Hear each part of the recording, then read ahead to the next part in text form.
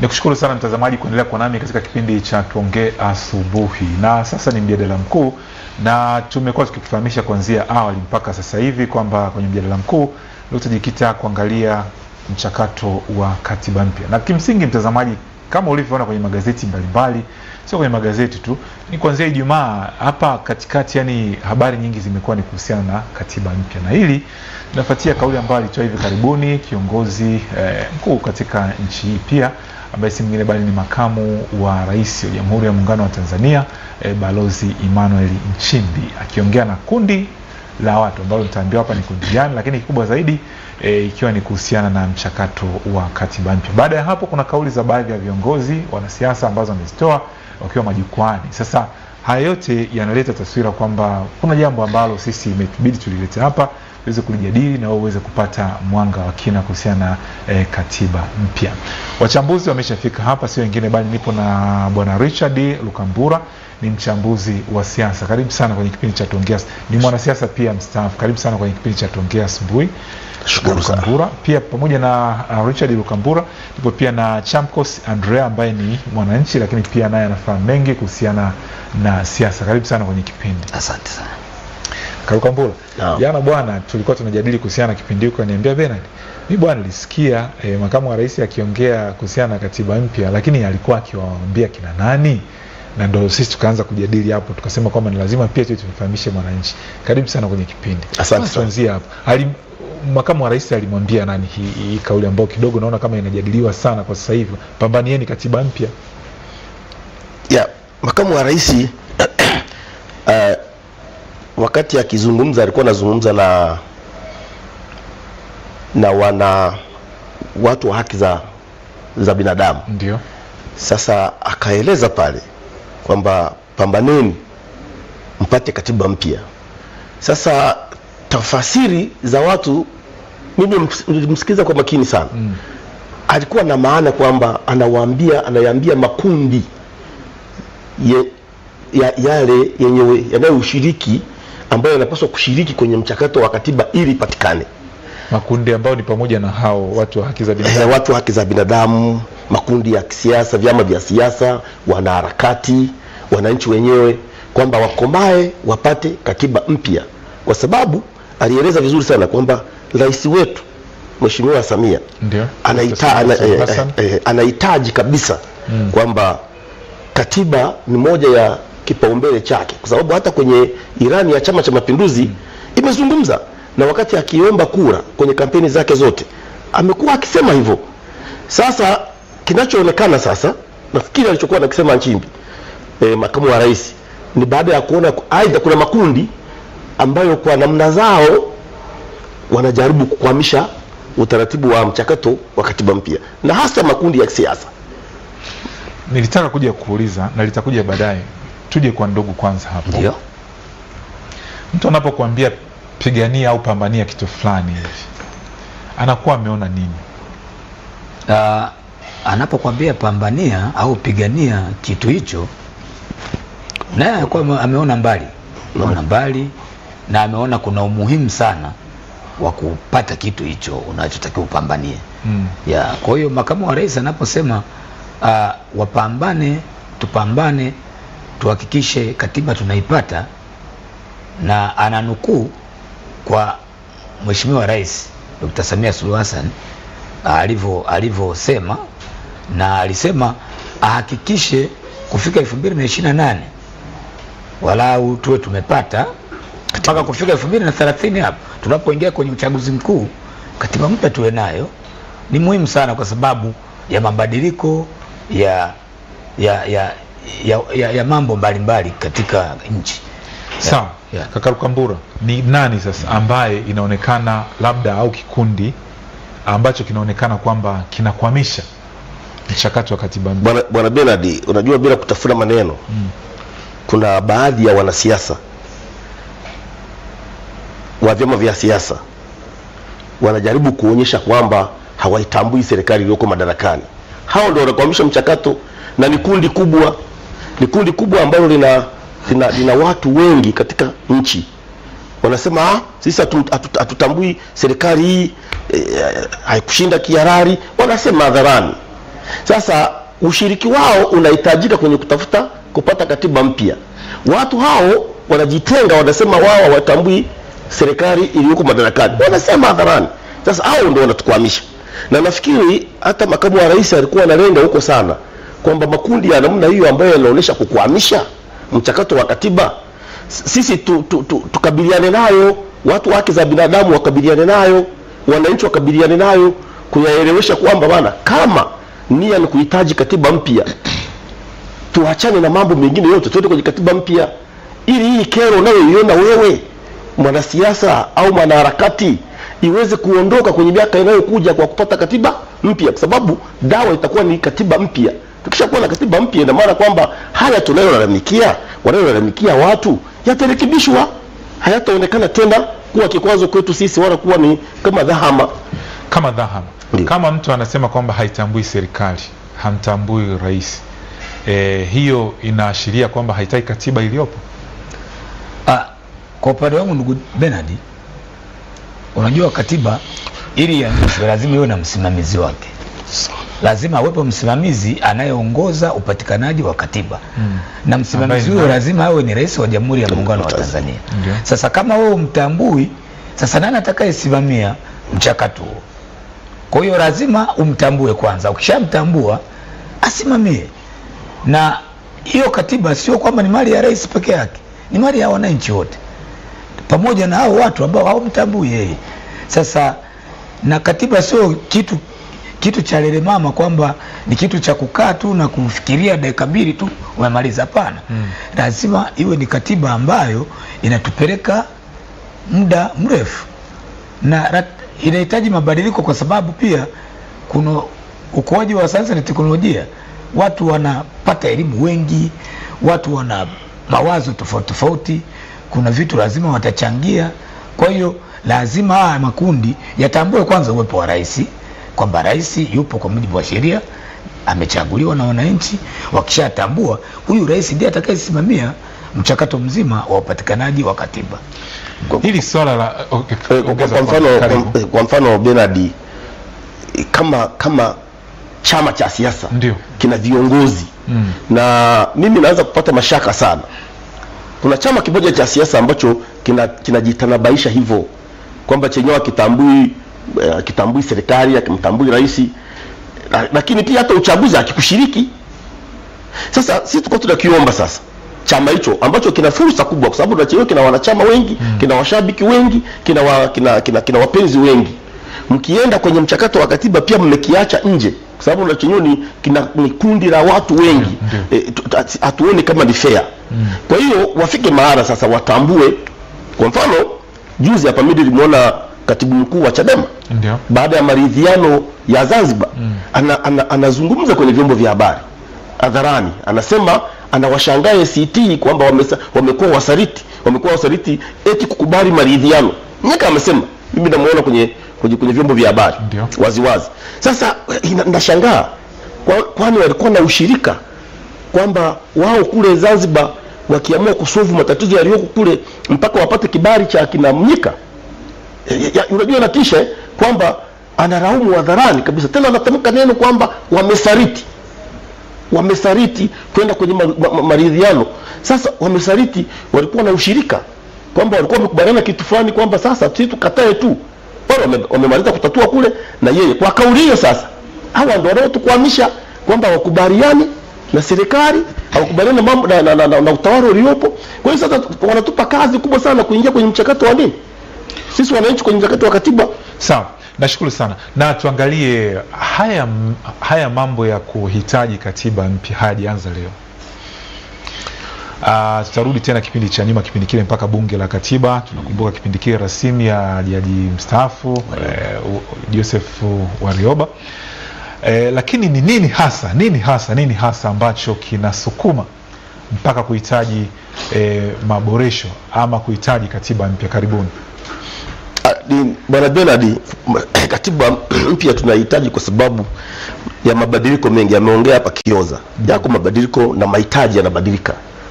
Kadri miaka inavyozidi kwenda mahitaji yanabadilika, demokrasia imekuwa, Kwa hiyo inakuwa sasa haiendani pia na taratibu, ndio maana huwa kuna maisha sasa. Ndio maana hata sheria huwa zinafanywa amendment kwamba imepitwa na wakati au inakiuka jambo fulani.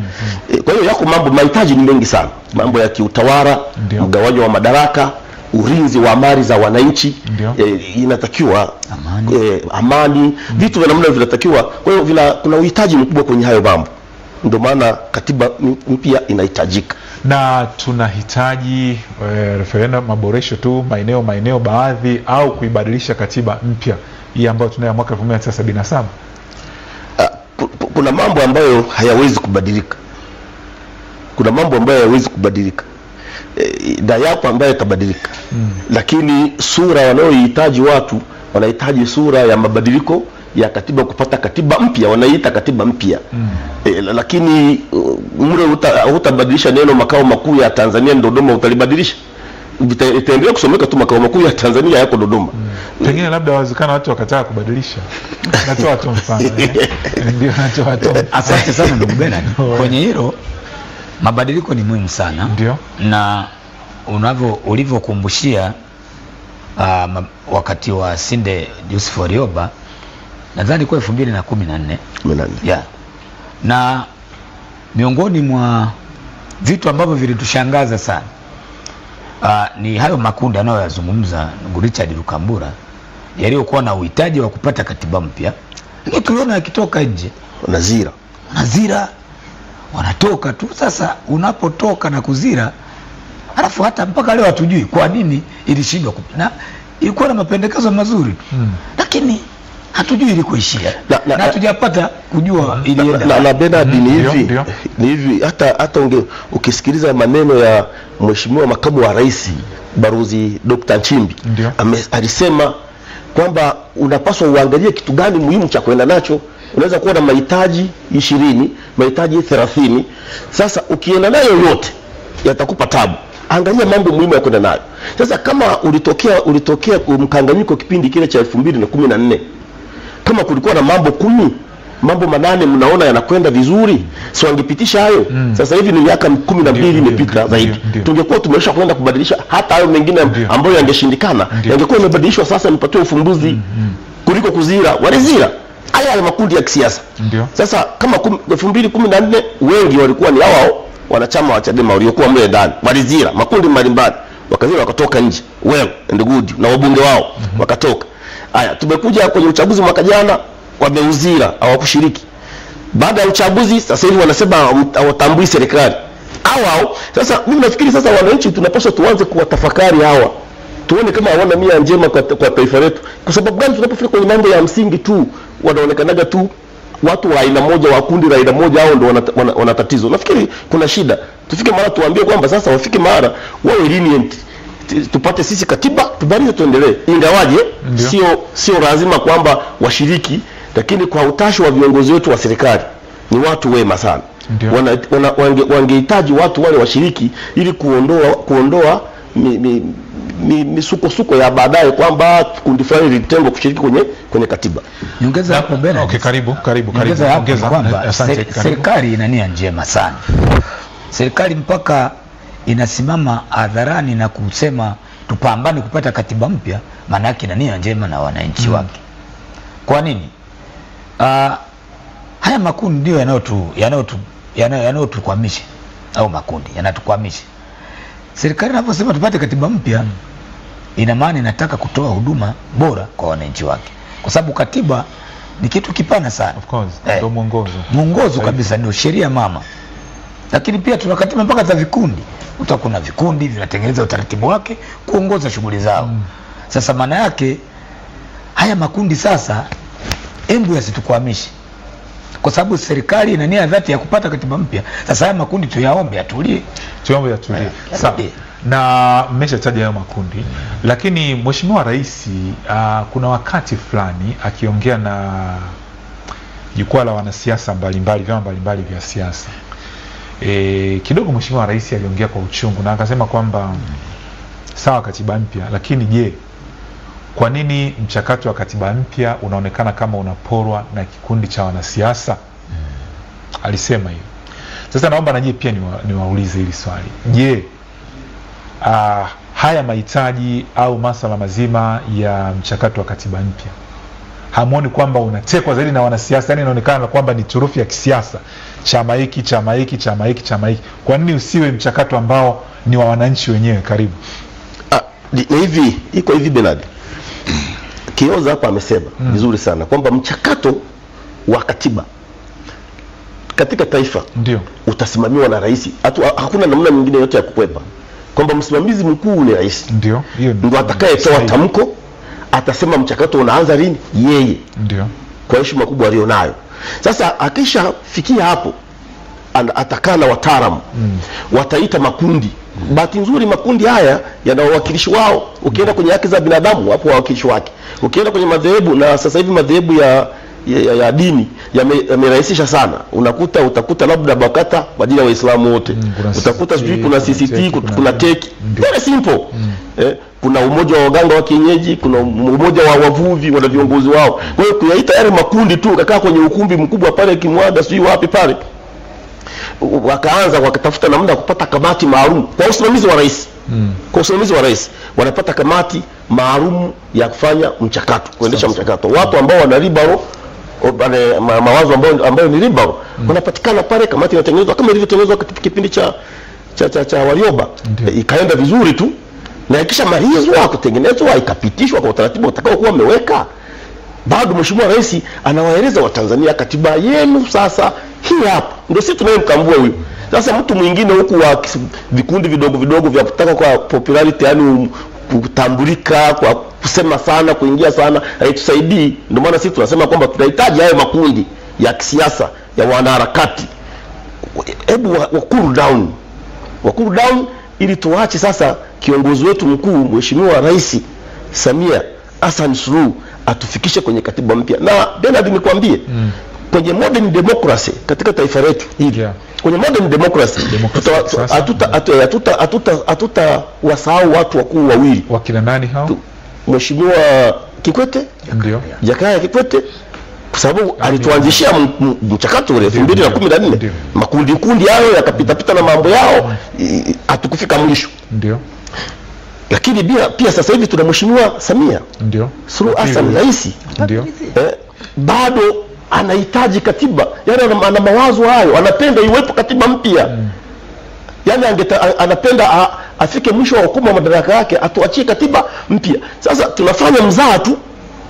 Tulifanya mzaa kwa Mheshimiwa Jakaya akaondoka. Sasa tumempata Mheshimiwa Rais Samia Suluhu Hassan, bado watu wanafanya mzaa wa kupata katiba. Sasa itafika mahali itaonekana kwamba sisi ni taifa hili lina vikundi fulani vya wanasiasa ambao wanavuruga tu mambo, kupatikana mambo ya msingi kwenye taifa.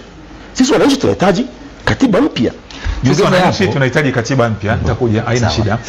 Sisi alichokisema ni kwamba sisi wananchi tunahitaji katiba mpya. Mtazamaji, sasa wewe pia unaweza kutuambia kwamba katika mchakato huu ni mambo gani ya msingi ya kuzingatia, lakini je, wananchi wamezingatiwa kwa kiwango kikubwa au hii ni turufu ya wanasiasa? Karibu. Asante. Nyongeza yapo ndugu Bernard, watu wajue na watambue kwamba mchakato huu wa kupata katiba unatumia gharama kubwa sana. Unatumia kodi za wananchi. Sasa rais anaporidhia mchakato uendelee na mchakato ukaendelea alafu baadaye ukakwama, watambue kwamba kuna fedha nyingi za serikali zinatumika, kuna kodi nyingi za wananchi zinakuwa zinatumika. Sasa sio swala la kufanyia mchezo na mzaa. Serikali inapoamua bwana tufanye jambo fulani, alafu watu wengine wanaingia mitini, baadaye tena wanakuja wanadai mchakato wetu uendelee, wakumbuke kwamba kuna kodi za wananchi, kuna fedha nyingi zinatumika juu ya mchakato husika. Kwa mtazamo wenu, mnaona 2028 au 2030 ni muda wa kutosha wa kupewa katiba mpya au tunahitaji ipatikane mapema zaidi ya hapo? Bwana Bernard, ni hivi, hii iko kama unavyoona watafiti wa madawa madawa yanayotibu kinga, madawa na nini, iko hivyo kwamba walishafanya tafiti nyingi watafiti wa madawa.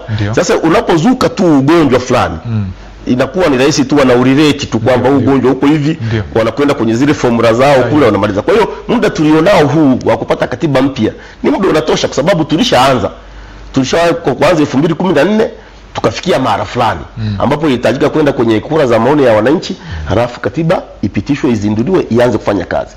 Kwa hiyo kuna vitu vya msingi sana mle ndani. Sasa kwa miaka hii 12 imepita bila kujadiliana kuhusu katiba, kuna vitu fulani tu vya kwenda kutazama pale na kufanya marekebisho. Kwa hiyo ni rahisi sana kupata, muda unatosha. Kwa hiyo kwa mtazamo wako wewe ulikuwa unafikiria yale yaliyojadiliwa kipindi kile kwenye ile rasimu ya katiba, na kimsingi mpaka tukaenda kwenye bunge la katiba kipindi kile, ndo hayo tuyatumie kipindi hiki?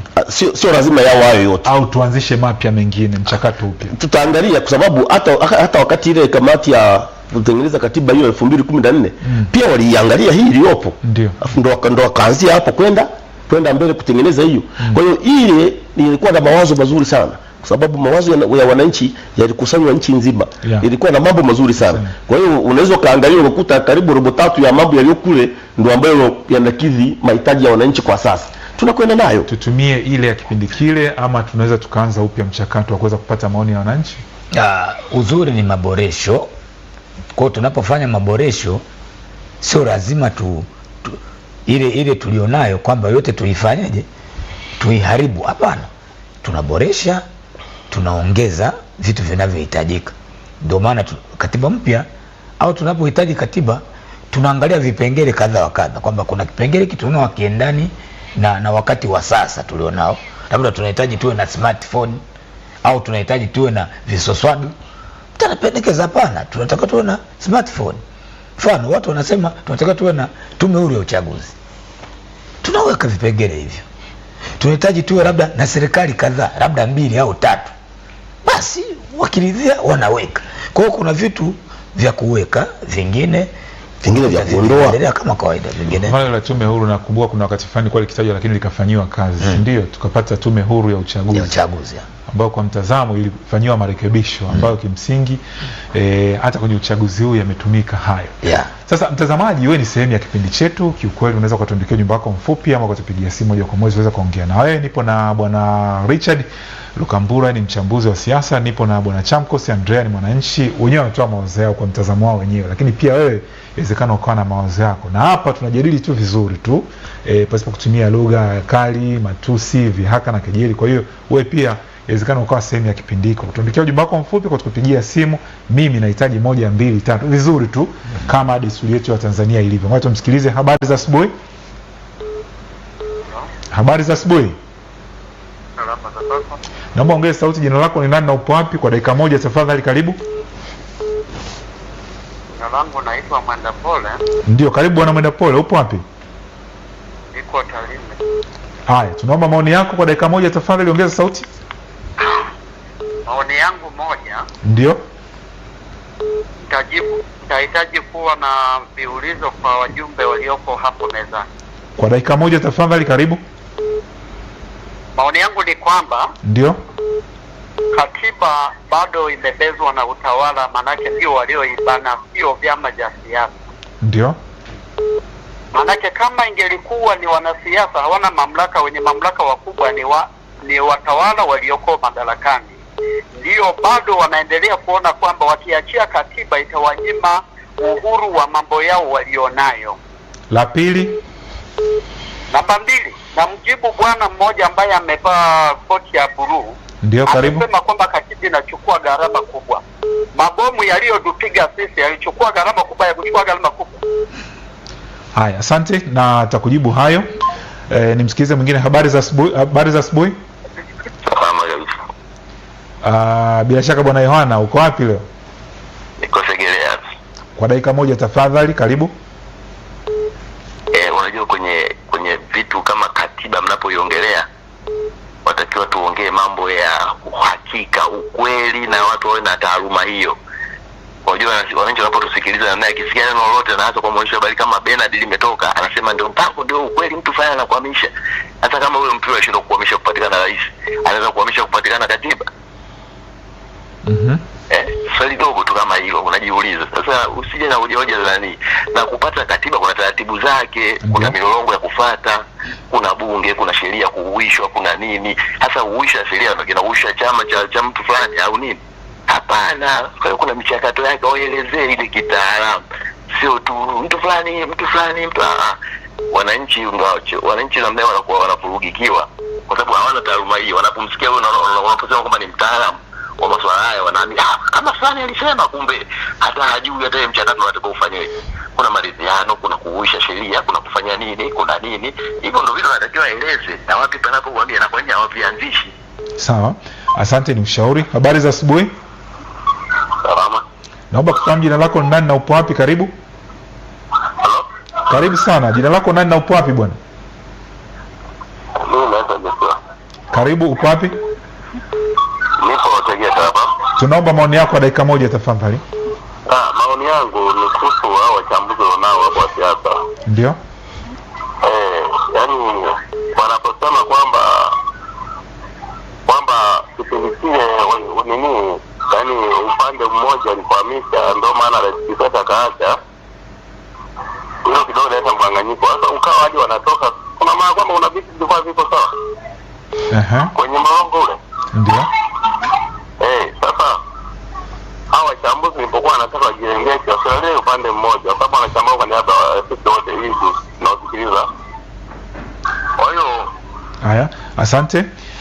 Nisome walau message moja au mbili kutoka kwa wanaotazama kwa hivi sasa. Tunaposema sasa, anasema habari Star TV. Sasa huyu nimeshasoma ujumbe wake. Anasema sawa, wale balileta mawazo ya wananchi, wanasiasa yakataliwa. Sasa siasa sawa. Anaitwa Baba Kaiza, anapatikana Mwinuko. Sawa, nashukuru sana. Na ngoja nimsikilize pia huyu mtazamaji wangu. Habari za asubuhi mtazamaji, habari za asubuhi. nzuri. Hai, salama. Jina lako ni nani na upo wapi? naitwa Zuberi, niko Lindi. Tunaomba maoni yako kwa dakika moja tafadhali. Karibu. Nilikuwa nataka niwaulize hao wanazungumza hapo. Ndio. Kiongozi alisema kwamba yeye kama makamu wa rais na rais wanaitaka katiba mpya. Ndio. Kwa hiyo swali langu la kwanza nitaka niulize kwanza, ni nani sasa anakwamisha katiba mpya ikiwa viongozi wakuu wa nchi wanaitaka? Wako tayari. Lakini swali langu la pili, ndio, kiongozi alisema kwamba tupambane ili tupate katiba mpya kabla ya 2030. Tupambane na nani wakati yeye na mwenzake ndio wakuu wa nchi pale? Sasa sisi tupambane na nani? Maswali yangu ni hayo sasa. Haya, uzuri mmewasikia. Kwa hiyo niwapatie walau dakika moja tumweze kurespond. Nianze na Karuka Mbolo. Mimi walau kwa ufupi kabisa kwa dakika moja. Ndio. Wewe anayesema kwamba tunasema kwamba mheshimiwa rais pamoja na makamu wa rais wamesema na viongozi wa juu kwamba tunahitaji tupambane kupata katiba mpya. Makamu wa rais ana maana nzuri tu kwamba makundi yaliyopo yanayoonekana kukwamisha yaache kukwamisha, katiba ipatikane, mchakato uanze. Sawa, lakini nauliza pia hawa si ndio na mamlaka? Wana mamlaka ndio, lakini sasa wema wao wanahitaji makundi yote yaingie kwenye mchakato, makundi muhimu. Kwa mfano bwana Bernard, sasa hivi ukisikia matamshi ya viongozi pia wa dini na taasisi madhehebu mbalimbali, yote ni muhimu kwenye mchakato wa katiba. Lakini ukisikia maneno yao wanayoongea ni maneno ambayo pia yana ukakasi. Wana maneno mengi wanaongea, yanakwamisha yanakwamisha kwa sababu unawaona kabisa kama vile hawana utayari wa kuingia kwenye mchakato. Wanaharakati maneno wanayosema, wanasiasa maneno wanayosema. Sasa viongozi wetu wa nchi hawawezi kwenda kwenye kuandaa katiba katika mazingira ya makundi muhimu hayo hayajakaa sawa. Makundi yale yakae sawa, yaseme kwamba sisi tuko tayari sasa kwenda kwenye mchakato. Makundi yote yakikaa sawa, mchakato wa katiba unaendelea vizuri. Sawa. Bila mtu kubaki pembeni. Umesema gharama kubwa, lakini akatoa rejea kwamba sasa sijui mabomu yalikuwa ni ya lini, lakini akasema kwamba pale labda itumika fedha nyingi. Kwa nini sasa isiwe kwenye katiba wakati hicho kitu kinawezekana pia? Asante sana ndugu mtangazaji. Hilo swala la Oktoba 29, hivi ametaja Oktoba 29. Nadhani mabomu ndio wanachomaanisha huo. Sidhani ni labda ya jana au ya juzi au ya lini. Sasa hilo swala Hilo swala ni swala jingine, na serikali na utaratibu wake wa namna ya kudhibiti matatizo ya namna hiyo yanavyotokea katika nchi. Hilo hatuwezi tukaliingilia sana. Sisi tudiri tu na katiba, kwamba katiba ni gharama, katiba pia inahitaji muda wa kutosha, lakini sisi wananchi tukae mkao wa kula, yaani tukubali kwamba serikali yenyewe imekubali. Nimemsikia mtazamaji mmoja anasema tupambane na nani, kama serikali yenyewe ndio anasema tupambane. Serikali yenyewe ishaona mambo mengi, kwamba katiba ni ya wananchi, lakini kuna baadhi sasa ya makundi yanayokwamisha mchakato. Sasa haya makundi yanatakiwa kupambana nayo, yanatakiwa yakubali uwepo wa serikali. Baada ya kukubali uwepo wa serikali, sasa ndipo mchakato uanze. Sawa. Na kuna mtazamaji mwingine Yohana ameeleza pale kwamba labda pengine nyie kwa ushauri wenu walau kwa dakika moja tu ambayo tumebakiza dakika 2 tu. Sawa. Tuanzie, yani sasa hivi tunapoongea mimi na wewe kaka Lukambura, kaka Chamkos, tuanzie wapi? Yani sasa hivi sasa mtazamaji anaangalia tuanze na nini, tuende kwenye nini mpaka ni walau mambo mawili ya msingi ya kuanza nayo. Cha kwanza cha msingi ni kukaa, ni makundi yote kukaa pamoja. Makundi yote yakae pamoja. Nini? Kwa ajili ya kuridhia mchakato wa katiba kuendelea nao. La pili? La pili ndio hilo, kwenda kwenye mchakato wenyewe wa katiba. Kuna mtu amesema hapo, akasema kwamba tueleze kitaalamu sana, inahitaji sheria, kuuisha mambo mengine.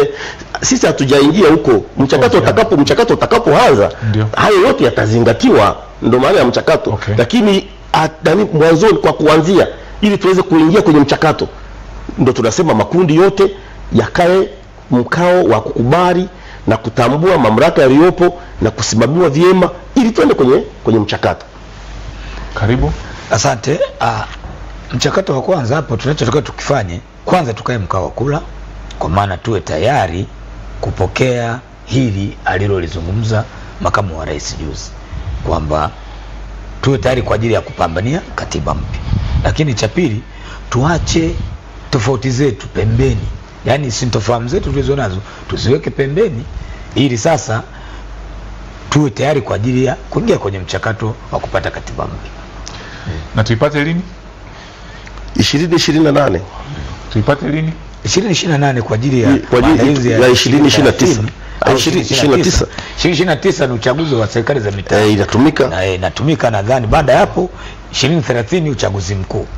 Okay, kwa hiyo tumekubaliana kwamba katiba ni hitaji la wananchi. Ni hitaji muhimu sana na linahitajika. Lakini walau sasa hivi ukieleza kwamba makundi mbalimbali yaridhiane kwanza kuhusiana na katiba.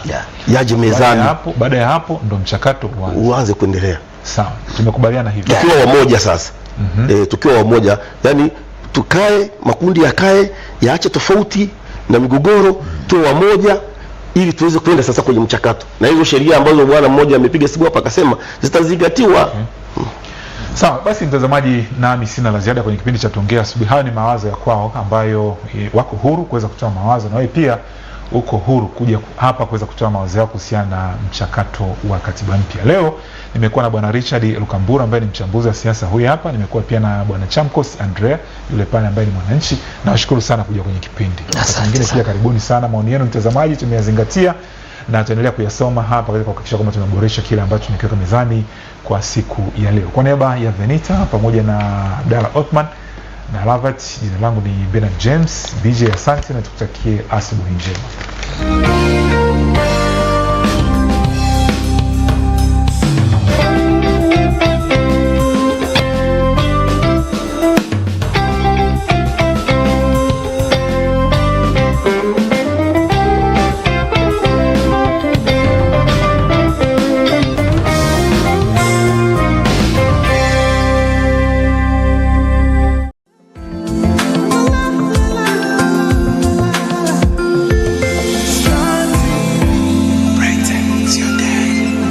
Afrika katika biashara. Afrika si bara tu, ni nguvu ya kiuchumi.